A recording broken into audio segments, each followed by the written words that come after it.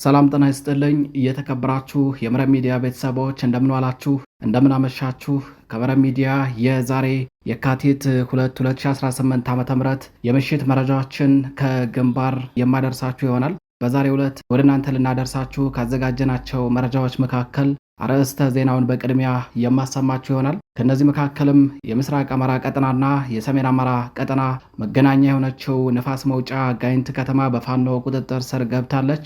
እንደሚታወቀው ጸረ አማራው የብልጽግና አገዛዝ በጋይንት ቀጠና ፋኖ እጅ ሰጥቶ አብቅቷል፣ ቀሪውን ደግሞ ደምስሼ ጨርሼዋለሁ በሚል የበሬ ወለደ ፕሮፓጋንዳ እያሰራጨ ባለበት ወቅት ነው በዛሬው ዕለት ከተማዋ በፋኖ ቁጥጥር ስር የገባቸው። በከተማዋ ከአድማ ብተናና ሚኒሻ ኃይሎች ጋር ፋኖ ለረጅም ሰዓት የፈጀ ውጊያ ካደረገ በኋላ ነው በመጨረሻም የሚኒሻና የአድማ ብተና ኃይሎችን በመደምሰስ ከተማዋን በቁጥጥሩ ስር ያደረገው። ይህንን በሚመለከት ዝርዝር መረጃዎችን አጠናቅረን ይዘናል፣ የምትሰሙት ይሆናል። በተያያዘ መረጃችን ደግሞ በጎንደር ደቡባዊ ክፍል ላይ በርካታ ወረዳዎች በፋኖ ቁጥጥር ስር እየገቡ ይገኛሉ።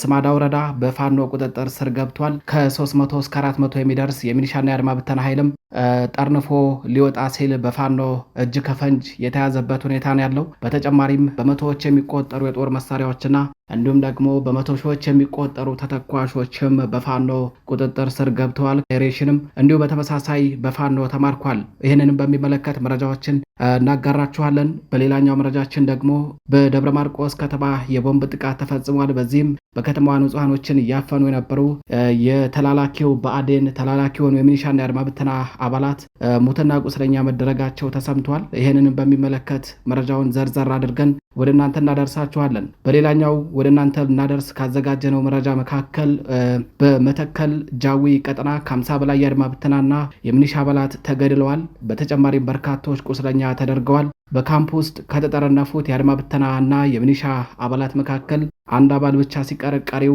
ሙትና ቁስለኛ እንዲሁም ምርኮኛ መደረጉ ነው የታወቀው። ይህንንም በሚመለከት መረጃውን ወደ እናንተ የምናደርሳችሁ ይሆናል። እንዲሁ በሌላኛው መረጃችን በላስታ ቀጠና አንድ አንቶኖቭ አውሮፕላን ላይ ጥቃት መፈጸሙ ተሰምቷል።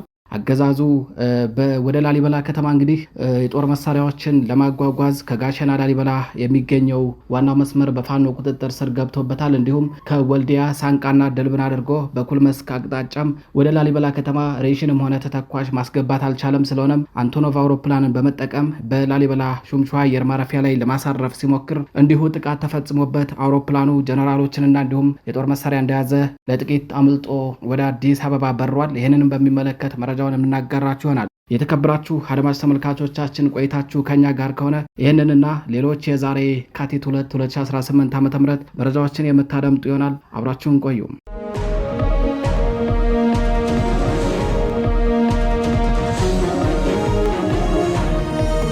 ወደ ቀዳሚው መረጃችን እናልፋለን።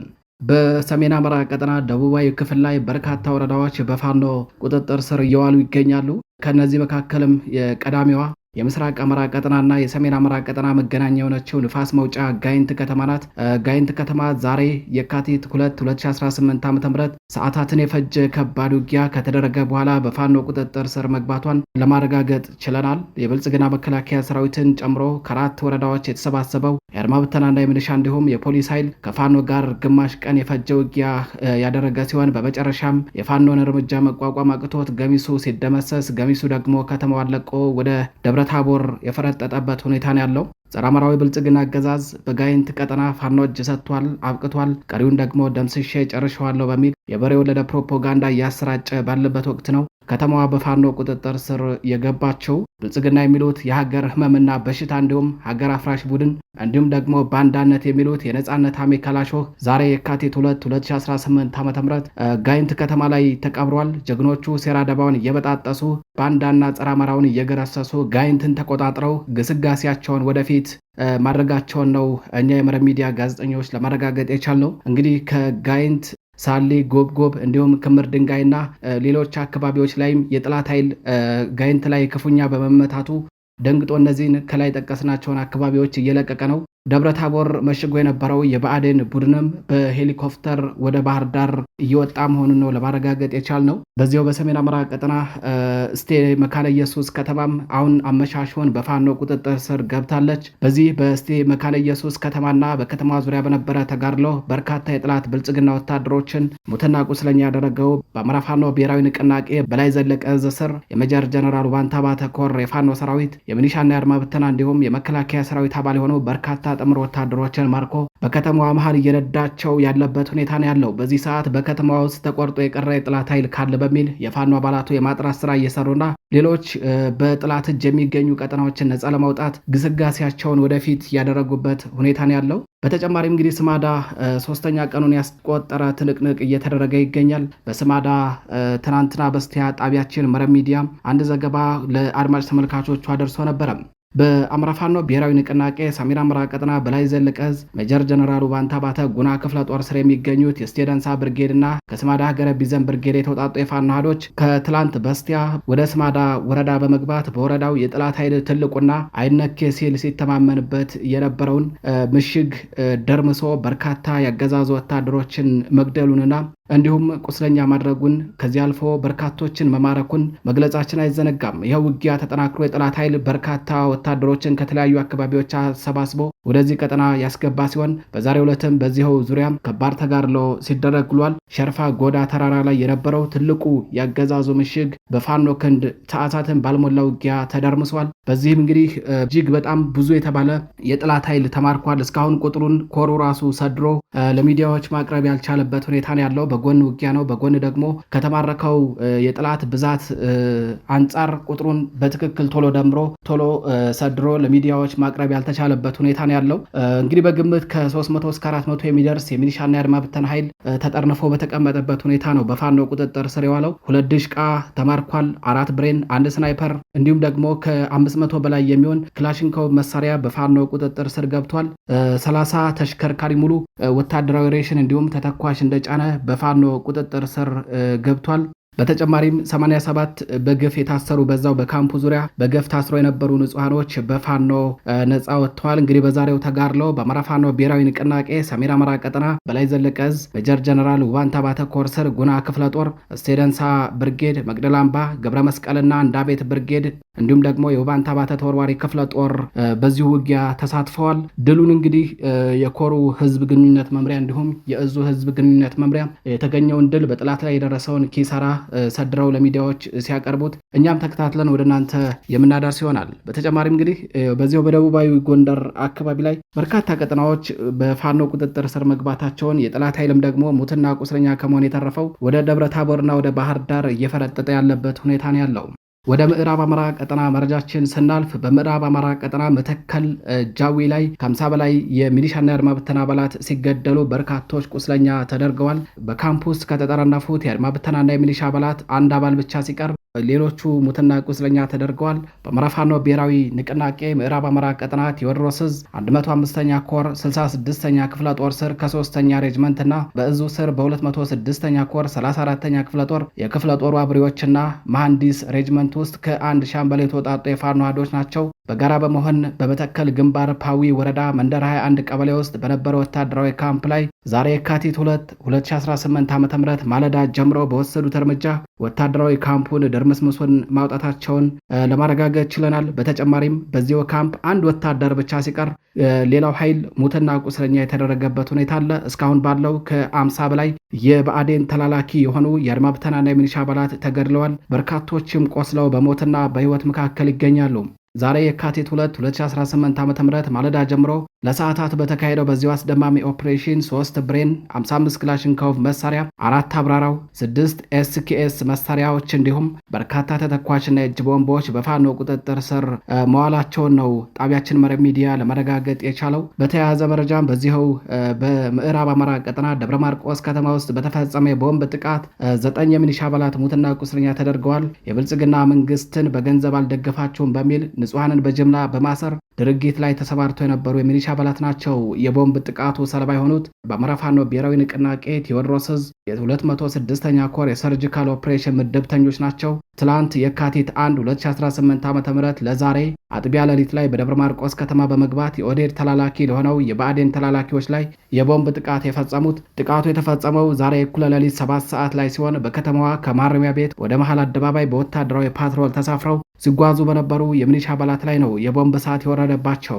የተላላኪ የሆኑት የሚሊሻ አባላቱ የቦምብ ጥቃቱ የተፈጸመባቸው ተሳፍረውበት የነበረው ተሽከርካሪ በፍጥነት እየተጓዘ እንዳለ ሲሆን በዚህም 3ቱ ወዲያውኑ ሕይወታቸው አልፏል። 6ቱ የሚሊሻ አባላት ደግሞ ክፉኛ ቆስለው በሞትና በሕይወት መካከል እንደሚገኙ የተነገረ ሲሆን ጣቢያችን ባጣራው መረጃ መሰረት ከ6ቱ መካከልም በተለይ 4ቱ ክፉኛ የተመቱ ሲሆን ሕይወታቸው ከማለፍ እንደማይዘል ነው መረጃ ምንጮቻችን ያጋሩን። የሚሊሻ አባላቱ ጨለማን ተገን በማድረግ በሌሊት ንጹሐንን አፍነው ማረሚያ ቤት አድርሰው እየተመለሱ እንዳለ ነው የቦምብ ጥቃቱ የተፈጸመባቸው። እነዚህ የኦዴድ ተላላኪ ሆነው የብአዴን ተላላኪዎች የብልጽግና መንግስትን በገንዘብ አልደገፋችሁም በሚል ምክንያት እንዲሁም የፋኖ ቤተሰብ ናችሁ በሚል ንጹሐንን በጅምላ በማሰር ሲያስገድሉና ከታሳሪዎችም ከ100 ሺህ ብር ጀምሮ በግዳጅ ገንዘብ ሲቀበሉ የነበሩ የህልውና ትግሉ አሜካላሾህ እንደሆኑ ነው ጣቢያችን መረብ ሚዲያ ባጣራው መረጃ ለማረጋገጥ የቻለው። እነዚህ የሚሊሻ አባላት አገዛዙ በህዝባቸው ላይ ለሚፈጽመው ጭፍጨፋ ተባባሪ ከመሆን እንዲታቀቡ ተደጋጋሚ ማስጠንቀቂያና ማሳሰቢያ ሲሰጣቸው የቆየ ቢሆንም ነገር ግን ከዚህ ድርጊታቸው ሊቆጠቡ ባለመቻላቸው ዛሬ አጥቢያ ሌሊቱን እንግዲህ የቦምብ ሲሳይ ሆነው አድረዋል። ይህ አይነት ድርጊትም በሌሎች ቀጠናዎችም ተጠናክሮ እንደሚቀጥል ነው ለማረጋገጥ የተቻለው። በሌላኛው የምስራቅ አማራ ግንባር መረጃችን አገዛዙ ላሊበላ ከተማ ሊያሳርፈው የነበረው አንቶኖቭ አውሮፕላን በፋኖ ጥቃት ተፈጽሞበት ፊቱን አዙሮ ወደ መጣበት መብረሩ ታውቋል። ነውረኛውና ጸረ አማራው የብልጽግና ቡድን ላሊበላ ከተማ ለሚገኙ ወታደሮቹ ሬሽንና ተተኳሽ ከጋሸና ወደ ላሊበላ ለማድረስ አልቻለም። ምክንያቱም መሃል ዋና መስመሩን የፋኖ አባላቱ ክርችም አድርገው ዘግተውበታል። በተመሳሳይ ደግሞ ከወልዲያ በሳንቃና ድልብ አድርጎ በኩል መስክና በገነተ ማርያም አቅጣጫ እንዲሁ ተተኳሽና ሬሽን እንዲሁም ተጨማሪ ኃይል ማስገባት አልቻለም። በተመሳሳይ ቀጠናው በፋኖ ቁጥጥር ስር ይገኛል። ከዚህ አልፎ በሰቆጣ በአስከተማና ላልኪው አድርጎ በብልባላ ላሊበላ ለማስገባትም አልቻለም። ቀጠናው በፋኖ ቁጥጥር ስር ይገኛል።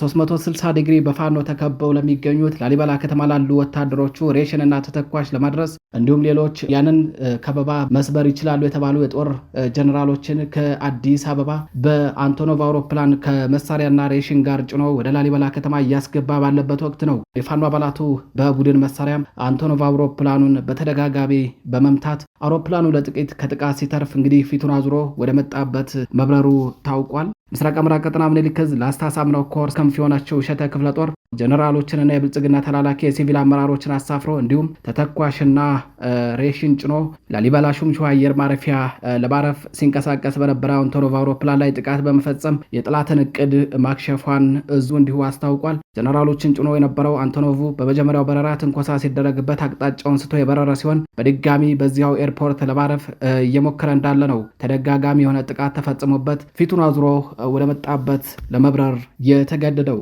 አገዛዙ አንቶኖቭ አውሮፕላኖችን ጨምሮ ከሰሞኑ የተዋጊ ሄሊኮፕተሮችንና ሌሎች ከዚህ ቀደም ስምሪታቸው በህዳሴ ግድቡ ዙሪያ የነበሩ ሱ-30 የተባሉ ጀቶችን ወደ አማራ ክልል አሰማርቶ በሸዋ እንዲሁም ደግሞ በምስራቅ አማራ ቀጠና ምዕራባዊ ክፍል ላይ ሰሞኑን ውጊያ ሲያደርግ መሰንበቱን በተከታታይ ጣቢያችን መዘገቡ ይታወቃል። እንግዲህ በዛሬው ዕለትም ደግሞ አንቶኖቭ አውሮፕላንን በመጠቀም ላሊበላ ከተማ ላይ ተተኳሽና ሬሽን እንዲሁም አዋጊ ጀነራሎችን ለማሳረፍ እየሞከረ ባለበት ወቅት ነው ጥቃት ተፈጽሞበት አንቶኖቭ አውሮፕላኑ ማረፍ የማይችልበት ሁኔታ ተፈጥሮ ከጥቃቱ ለጥቂት ተርፎ ለመመለስ የተገደደው።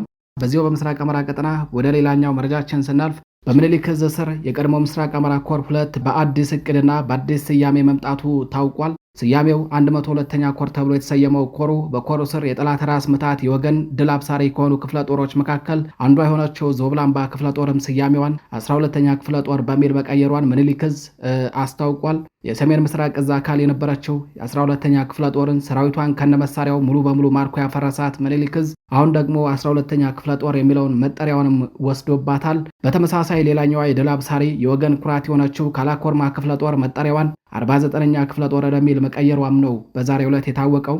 49ኛ ክፍለ ጦር ማለት በሰሜን ምስራቅ እዝ ስር 802ኛ ኮር በኮሎኔል አደን ይስሐቅ ስትመራ የነበረችውና በያዝነው የህልውና ትግል በራያ ተራሮች ላይ እንደ ጨው ማምታ የቀራቸው ክፍለ ጦር ናት። በቀድሞው የምስራቅ አማራ ኮር 2 ከዛሬ የካቲት 2 2018 ዓ.ም ጀምሮ ደግሞ ስያሜውን ወደ 102ኛ ኮር በቀየረው ግዙፉ ኮር ስር የወገን ኩራት የጠላት ራስ ምታት የሆነችው ሌላኛዋ ታጠቅ ክፍለ ጦር ደግሞ ከዲቢና ወርቄ ባለሸረጡ ብርጌድ እንዲሁም የኮር ሜካናይዝድ ክፍል ጋር አንድ ላይ በመበወዝ አንድ ግዙፍ ክፍለ ጦር ሆነው ስያሜያቸውን 65ኛ ክፍለ ጦር በሚል መሰየማቸውንም እንዲሁ እዙ በዛሬው ዕለት አስታውቋል። 65ኛ ክፍለ ጦር ማለት በሰሜን ምስራቅ እዝ ስር በ803ኛ ኮር በነሻለቃ ጫላ ስትመራ የነበረችውና በዘመቻ አባናዳው ሙሉ በሙሉ ተደምስሰው ከፈረሱ የሰሜን ምስራቅ እዝ ክፍለ ጦሮች መካከል ግንባር ቀደሟ ስትሆን የክፍለ ጦሯን ሰራዊት ዶጋመድ በማድረግ መሳሪያዋን ማርኮ የታጠቀው ምኒልክ ዕዝ አሁን ደግሞ ስሟንም ቀምቶ ወርሷታል። በአማራ ፋኖ ብሔራዊ ንቅናቄ ምስራቅ አማራ ቀጠና ምኒልክ ዕዝ በተለያየ ጊዜ ባደረጋቸው አውደ ውጊያዎች የብልጽግናው አገዛዝ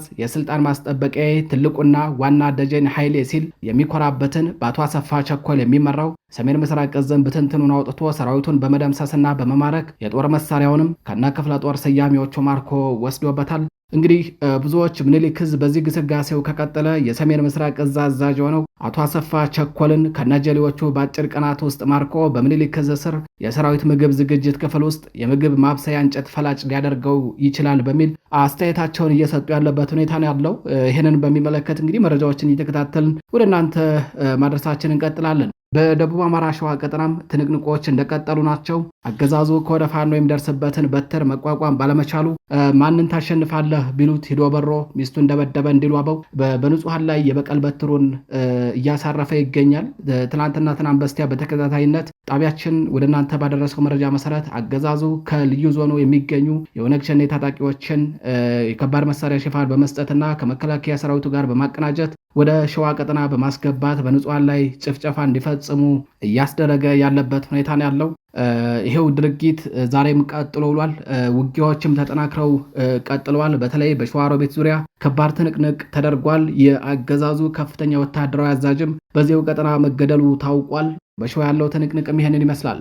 የተከበራችሁ አድማጭ ተመልካቾቻችን ለዛሬ የካቲት 2 2018 ዓ.ም በስልክ ከጦር ግንባር መረጃዎችን አሰናድተን ወደ እናንተ አድርሰናል። በሌሎች መረጃዎች እስከምንገናኝ ቸር ቆዩ።